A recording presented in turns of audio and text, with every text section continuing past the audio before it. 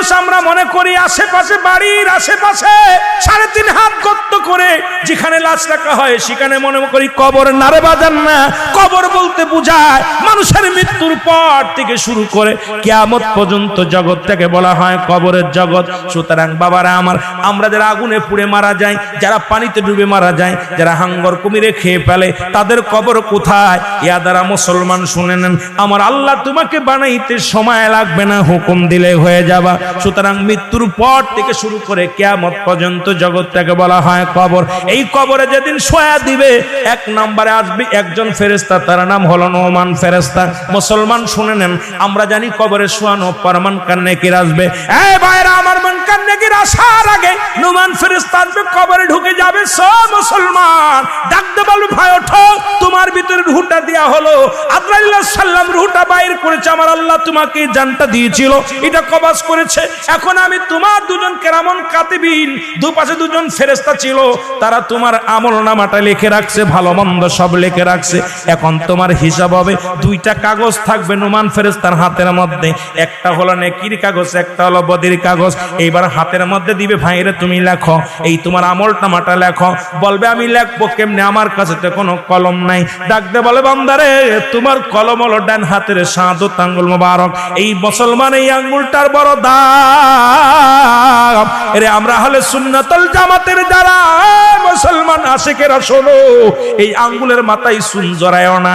এই আঙ্গুল দিয়ে আমার নবী চন্দ্রকে দিয়ে খণ্ডিত করেছে।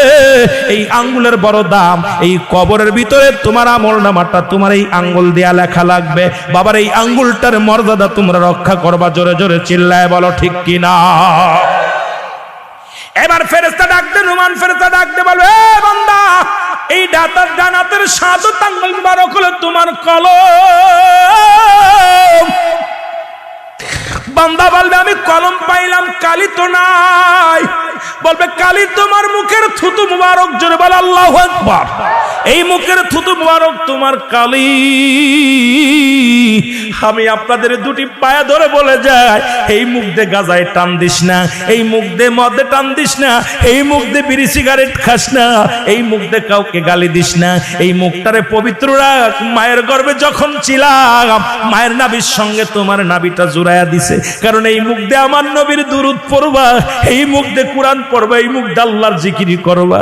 এই মুখটা দিয়া কেমনে তুমি গাজার মধ্যে টান দাও, এই মুখটা দিয়ে কেমনে বিড়ির মধ্যে টান দাও, এই মুখটা দিয়া কেমনে তুমি হারাম খাও, এই মুখটা দিয়া কেমনে তুমি হারাম জিনিস ভক্ষণ করো।